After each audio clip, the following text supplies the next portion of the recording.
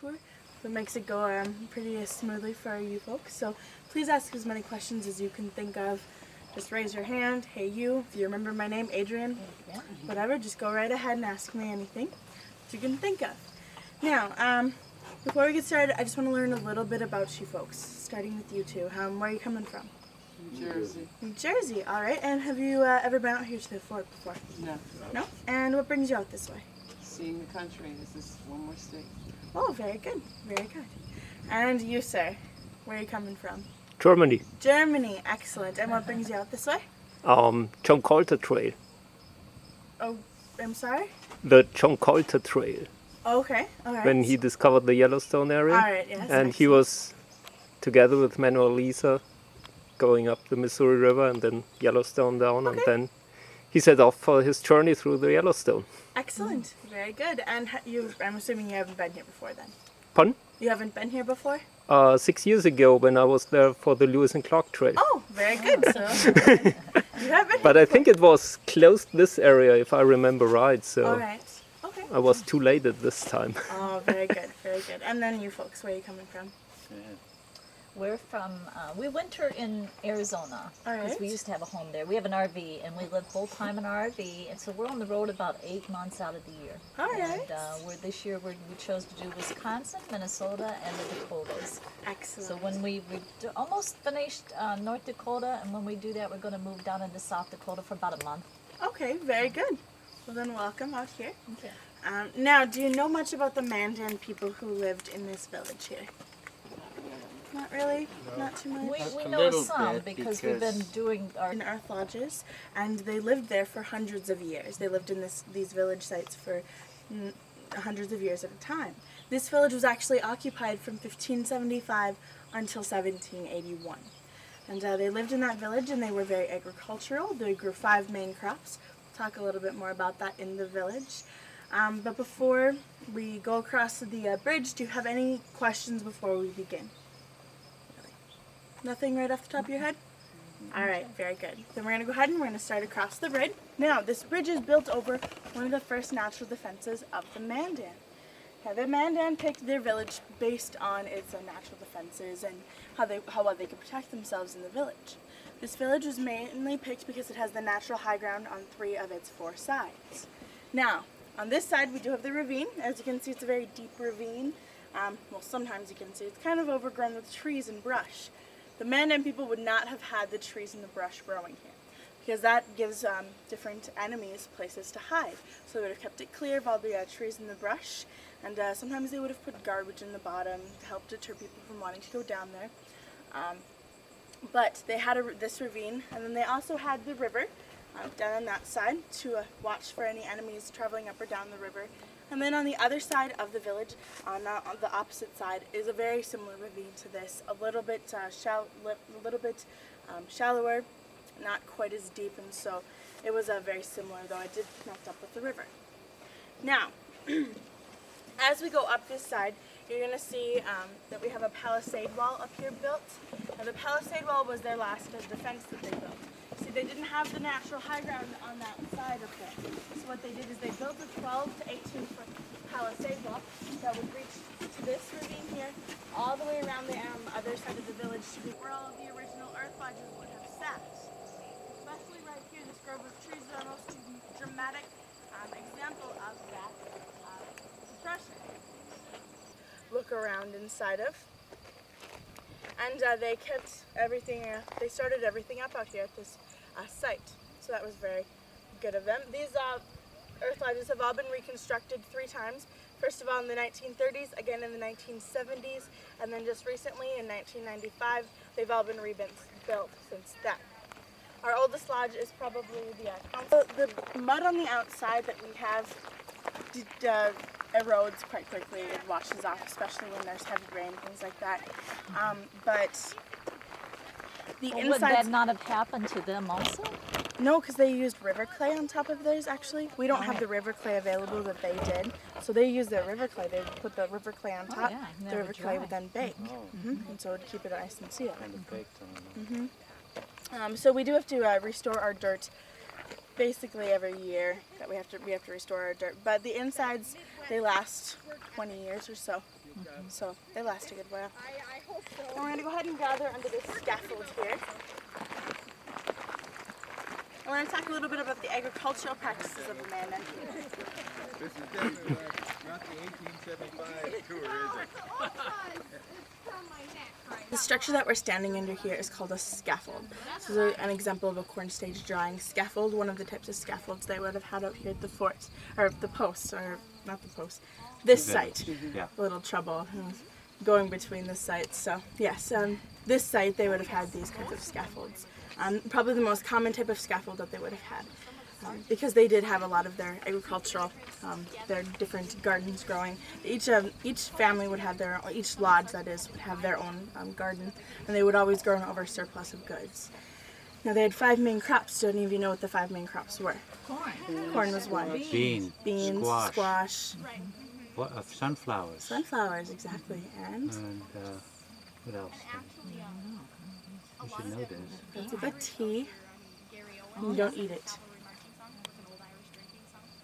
Tea? Not tea. No.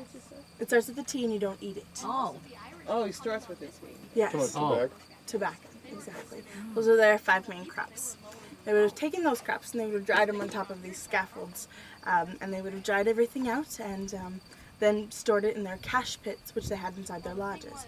Cache pit is simply just a big hole in the ground, about 5-6 feet deep sometimes, and then they would fill it full of their vegetables that they had dried out, and then they would cover it, and that was their storage unit, basically. so everything was dried. And most everything was dried, yes. Did they find evidence of dried vegetables when they excavated? I'm not sure. I'm sure they probably found some sort of things, but the dried vegetables would probably have eroded by then, so and become part of the ground again. So probably not so much, but the records from different people who were out here, the white fur traders, the records of the Mandan people themselves, things like that came back through, and just passing down through the lines, their family trees, things like that. They would find out different ways. Now, they would drive them up top on top of these scaffolds. You can see that these scaffolds are pretty high, mainly because the men and people had a domestic animal. What kind of domestic animal do you think they had? Dogs, exactly. Dogs were their main labor force, especially at this site. Now, these look fairly flat. They did not have saws to make them this flat. No, they didn't. They would not have looked like this. They would have, actually. It's the type of wood. Yeah, but it would not have been flattened. It would have been round or whatever. Actually, if you take cottonwood and you split it, the round side will come off on one side, and then if you have a wedge, if you cut a wedge and then you stick the wedge in there, it'll come off. There'll be a round side. Cut off the other side to be round side, and then the middle part will be flat, or fairly flat. So, Yeah, I didn't know. yep, that's why they are flat, and so they did have their cottonwood. Cotton was their wood was their main source of wood, so they had used it a lot. You'll see it in all the lodges and in their scaffold buildings, things like that. But yes, it would have been nice and flat like this. So, yes, again, they did use this for when they had their dogs out here. They had about 200 to 300 domestic dogs in this village at any point. Now, where would they have done their gardening and all? Their gardening would have been done in the floodplains of the Missouri. Okay. Now, the Missouri has taken a different route. It's changed route Sure. since the Garrison Dam was built. But so the area where they would have done their gardening is covered now. So they would have been out about where the Missouri River is. That's where they would have done most of their gardening. So, drying a scaffold. They also had 2 other kinds of scaffolds. One was a burial scaffold and one was a lookout scaffold that they would have used out here in the village. So, now we're going to go ahead and go into the first lodge. As we're walking into the first lodge, I have a couple of warnings for you. First of all, watch your heads. The doorways are pretty low. And then second of all, watch your feet. There are catso mats on the floor that I'd like you to watch out for. Please don't step on them. And then also you're going to have to let your eyes adjust a little bit. It is a bit darker inside. Alright, so we'll go ahead and move on in. What you're seeing, who do you suppose in the village built these lodges? The lodge builder. The lodge builder. You'd think the men. but it was actually the women who built the lodges. The women. The women, yes, they would get together, and all of the women of the community would get together and build up one of these villages in about 7 to 12 days. Wow. Wow. Didn't they have to do all the preserving of the food and the drying and all that? Yeah, Did they do the farming, the hoeing and the weeding and the watering and the? While the men went fishing and hunting. Men went fishing, hunting, and protecting. Okay. Okay. The women did everything else, but they built up a lodge like this. In about 7 to 10 days, they wanted to be efficient because, of course, they had all of those other duties to be doing. Not every woman would help to build one lodge because when there's 1,500 people, the women outnumbered the men about 3 to 1. So, it tells you there were a lot of women in this village. So they couldn't all be working on one lodge at one time. But a certain number of women would work on the lodges. A certain number of women would do the gardening. A certain number of women would be doing the drying out and all those kinds of things, and watching the children, things like that. So, but they did build these lodges. They built these lodges, and they would build one, move on, build another one. This is the average size of a lodge. This would probably hold about 10 to 12, maybe 15 people in here. A larger lodge could hold up to 20 or so, so they did vary in size a bit. But this is about the average size. So there would be 2 families in here or 3? There would be one extended family. One extended. Yes, one extended family. So basically it would be the grandparents, the parents, their children's spouses, and then their grandchildren again. So there were a good number of people. It really depended on how your family was. It depended on if you had 6 daughters, then usually all of your daughters wouldn't be living in here. They would then move on and live somewhere else. But if you had 2 daughters, yes, they could all be living in here along with their husbands and their children. So it kind of depended on the family, their size. It would vary from family to family. Now, I did say that the ratio of men to women was 3 to 1. And why do you suppose there was such a big ratio of men to women? I don't know. Boy. War, exactly.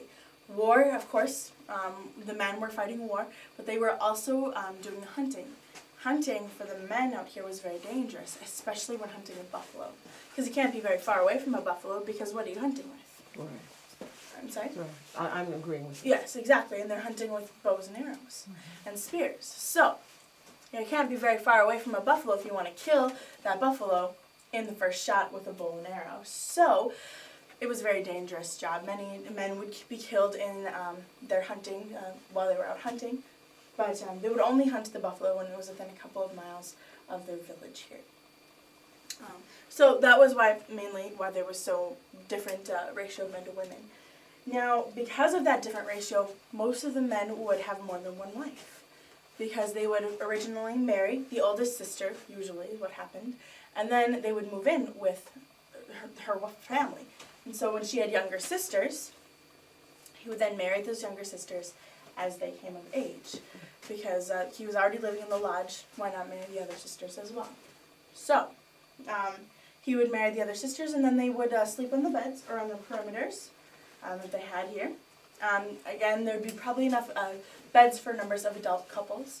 And then the children in the lodges would be sleeping in the corner, on the floor with the dogs, usually. The dogs would keep them warm. If they were lucky, they would have a buffalo robe, possibly a hide of some sort to lay on.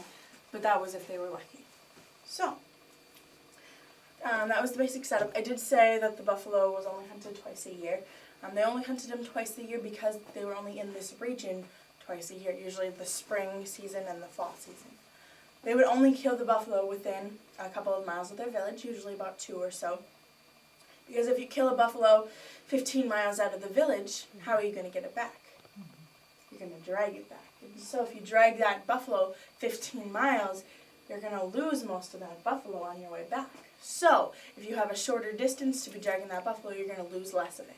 So they'd only kill it within a couple of miles. They would kill several buffalo in that time span, but then they would use every part they could. They would use everything up to the horn, like I have here, and down to the tail. Starting with the horn, what do you suppose the horn was used for? Drinking? For alarms. Alarms? You know, like you can blow it. Or, yeah. Not so much of the alarm system, no, not quite. You said tanking? Drinking. Oh, drinking. Yes, drinking. Yes, they would use it for drinking. I'll cup you. Let me take a look at that. Oh, I thought you said blow. No, they wouldn't actually. I don't think they would have used it. Oh, okay. That. That's why I said it wrong. Oh, yes. But they would have used it, yes, for drinking. They'd also use it as scoops, as spoons, things like that. Also, the older horns they could use to carry fire. Almost like we have torches nowadays, they would use them to kind of give you an idea or hold it around. And so it'd keep some light going through the area. And then the tail, what do you suppose the tail was used for? Beat the children. No. Not quite. No, to swat the flies. And, Swat the flies, you know, exactly, just very Same good. reason what the bull uses it for. Exactly. The Mandan people saw the buffalo or the horse or the different animals swishing their tails, getting rid of flies. So they decided to channel that idea. They put a stick in the tail of the buffalo, simply a very good fly brush, which is what they would have called it. So, So, with their having, their teepees, I thought Lodges. yes. and being more sedentary, they had a different order. Were they more creative and more stable than some of the other Indians? Yes, more than likely they probably were a bit more creative and more stable. They stayed in these villages, of course, for very long times. They also were very peaceful. They didn't fight war very much because they didn't really feel it was necessary. The other nomadic tribes had a little bit more trouble doing that because they felt threatened, especially by the non-nomadic tribes who would kill off the buffalo of the region, a lot of them at a time, because that was their life source. But you see, they needed each other because, especially the Mandan, the Harats, the Iroquois, all those kinds of tribes out here, they're growing their vegetables, but they're also growing over surpluses. Because they knew the outside tribes, the nomadic tribes, would need those. You can't just live off of the meat of the buffalo. You do need other things. So they would grow over surpluses and then trade. So. So they had a stable social order. Mm-hmm.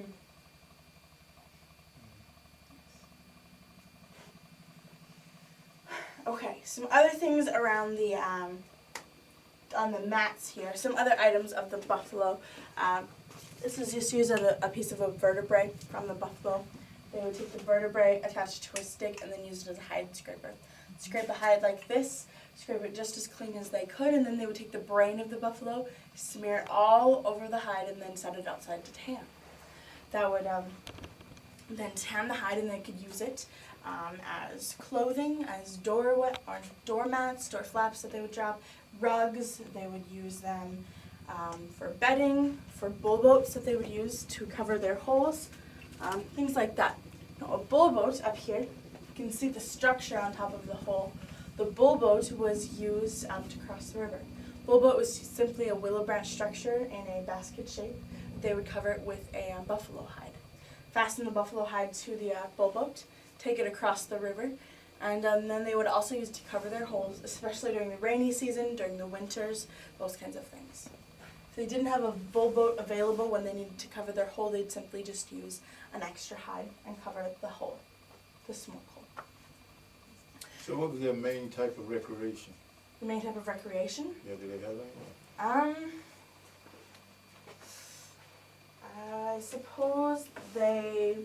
Well, the men had games that they played, didn't they? That The some women kind had games too. They all played, the children played several different games. But they usually played the games to learn some sort of lesson or some sort of something. They learned something. One of the other villages had something about horse racing too. That Things like that. Mainly games that they would play, their ceremonies they would have. But other than that, for recreation, I'm not quite sure. Things they would have done. I'm sure that they would have gotten together and had some sort of get-together gatherings, things like that. So. I was in the museum, the Heritage Center, and I was surprised to see the domino, what looked like a domino. It was Oh. made- yeah, out of A game that they would a, play? yeah. Mhm. I was really surprised to see it. Yep, out of the clay that they would have. use the clay from the river valley to make pottery that they would do. Make the floors. Their floors would have been made out of clay. They would have come from the lodges, like I said. But yes, and then extra other clay that they could use for making games, things like that. Oh, that's okay. You can step on that. Oh, yeah, I didn't mean to step. All right. Do you have any other questions in this lodge here before we continue on? Yeah, to the artifacts Yes. that's everywhere, are those original or are they just recent replications? They're all replicas of items that they would have had back then. Our only artifacts are inside of our museum in like casings. We didn't put any of our artifacts in here, but these are all made by artisans. Yeah, things so like they were that. made by Native Americans, right? From Mostly, the yes. area.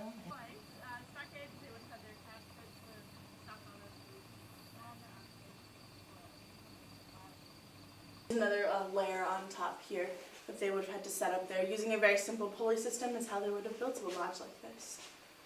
So it was a very treacherous process, but they did build this lodge, and it would last for about 12 years or so. So, now the structure out in the center. The structure out in the center is called the Sacred Cedar. It's a flood story, actually. The Mandan people tell this story, and it goes something like this. Lone Man, who was one of the Mandan creators, would go up and down the Missouri River. And one day he came to the Mandan people and he told them that there would be a great flood. And that this great flood was coming. They needed to protect themselves from this flood or else they would all perish in the flood. So he told them to build a Palisade Wall around their entire village. Build one as high as they could to keep the water out. And so they built a very high Palisade Wall. Lone Man taught them how to build it. They built it around their entire village, and the floodwaters came. They rose to, when you go back out, you can look at the willow branches where they sit on the outside of that structure. They rose to where the willow branches are. That indicates the height of the water. So, the Mandan people, were saved from that great flood by Lone Man. So they have that structure out in the center of their village because it's almost like it's a sacred shrine almost to Lone Man because he did save them from that great flood. And so on the inside there is one beam of cedar. That cedar stands for Lone Man and the people he saved, the Mandan people. So every Mandan tribe has that structure in the center of their village. All of their lodges will face that structure as well. So, the Sacred Cedar, or the Americanized or Europeanized name for it, is the Ark of the Lone Man. The name of the Ark of the Lone Man comes from the story of Noah and the Ark. You've heard that story as well. The artist George Catlin, when he came out here to paint the Mandan people in their living, in their societies, he heard the story and he decided it sounded a lot like the European story of Noah and the Ark. And so he gave it the name Noah, or the Ark of the Lone Man. So that's what that structure is. Out in the center of the village there, around that structure, oftentimes the Mandan people would do their ceremonial dances. They would go out there, do their dances and things like that, their ceremonies outside. Also, they would come in this lodge here, do their different ceremonies in this lodge around the fire, things like that. Now, you saw the effigy poles on the outside, the 4 poles. Those are called the bison effigy poles. The bison effigy poles are symbolic to the bison spirits. You saw the 4 little head things kind of on top. Those symbolize the bison spirits. They have faces, mouths, and eyes if you look at them closely. And there's 4 of them because 4 is a sacred number to the Mandan people. There's 4 directions, there's 4 seasons, 4 stages of life, 4 sacred colors. So they had 4 effigy poles. The white one would symbolize north on their lodges, and the white head, so you could pick it out easily. And they were almost like, today we have our flags on the outside of our government buildings.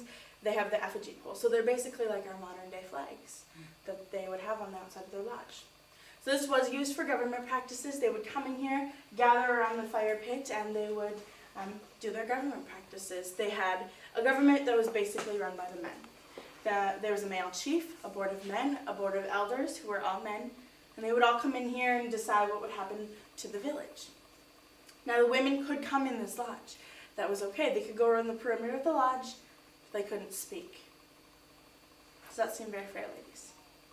I mean, they're building the lodges, they're doing all the gardening, all those sorts of things, but they aren't even allowed a say in the government.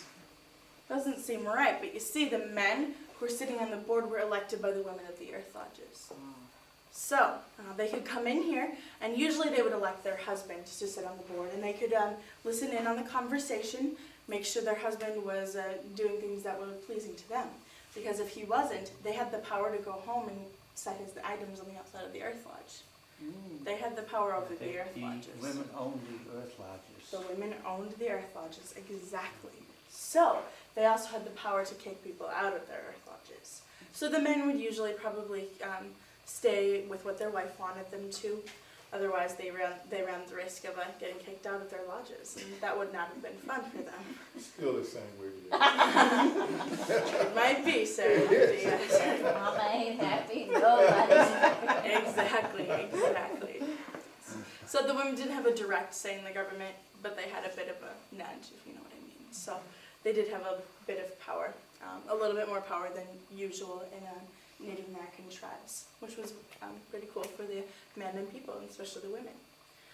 Now, this lodge was also sometimes used for trading, especially if they had a numerous amount of fur traders or other types of tribes coming in at one time. They would come in this lodge, set it up almost like a flea market, like we have nowadays. They would trade then with everybody, and they would get together and they would just keep trading around here, and then everything would go just fine. Now, trading is what brought around smallpox. Smallpox was very problematic for the Mandan people. It was very devastating. It killed over 90% of this village in just one smallpox epidemic. So, smallpox came in this village through what we think something with the white fur traders, because the white fur traders had contact with smallpox, and so they probably have brought it into the village here. And from them bringing it into the village, it only took one person to contract the disease to spread it throughout the rest of the village. So that one person who all of a sudden became sick, they would usually pray over their sick people, because they would pray to the spirits to take that disease out of that person. That disease was in turn spreading to all of the other people in the village. The problem was it was extremely contagious. It is extremely contagious. It spreads very quickly through the air. Probably if I had smallpox, I would have passed it on to all of you folks by now because of how contagious it is. It also is a 2-week dormant period, so you can be spreading the disease around and you don't even know you have it. So you have no signs or symptoms for 2 whole weeks, which is very problematic, especially in a village like this because they're so communal. They go out and they visit their friends. The women are working together in the garden. The men are off hunting together.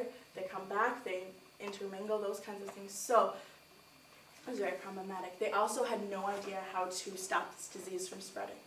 They had no immunity.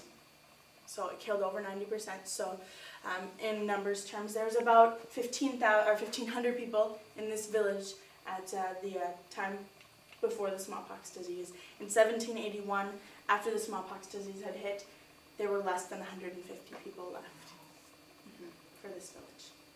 So it was very, very devastating for this Now, village.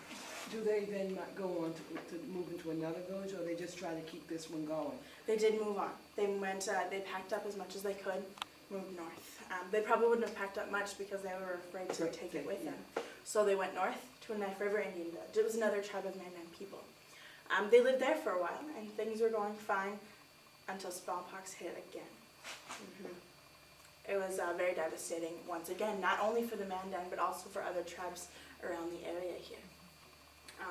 It hit the Mandan people. It was in the 1830s that it hit once again, and the Mandan people were hit hard again. But also the other tribes, the Hadats and the Arikara, were also hit.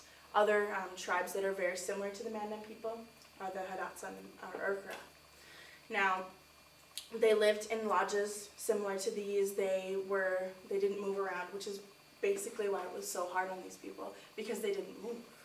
They stayed in the area and it spread very quickly. And so they were affected, and eventually the Mandan and the Hadats got together and they started to build up their villages once again. They came together. Now the Arikara, they were a little bit harder because the Arikara and the Mandan were enemies before the smallpox diseases. The Arikara, they're very, very similar to the Mandan people, but they're a bit more aggressive. So oftentimes, when the Mandan people were leaving their village sites, it was because the Arikara were coming up on them. They were being aggressive and pushing them out, so they would move.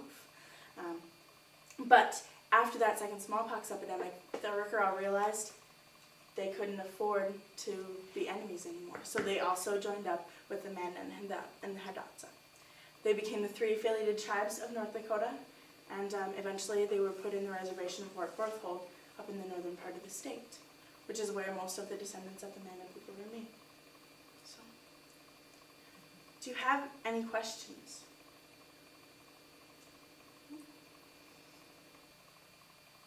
Not that you can think of? That's we have to pack our lodges because we don't have the clay, and so we get a clay soil mixture, about 60% soil, 40% clay. So we pack it down so that they'll seal okay, and then they won't erode as bad.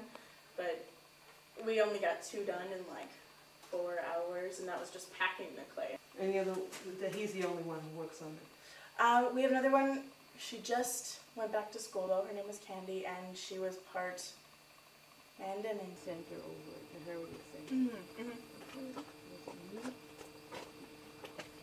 Do they have postcards? Oh, Métis. Métis? Oh, they're not cheap at all to have any of those things made. So, yep. Yes. Well, good. Okay. Thanks for coming. Thank you. It was not too bad. We go up the road, out of the parking lot. There's a gravel path, which is where we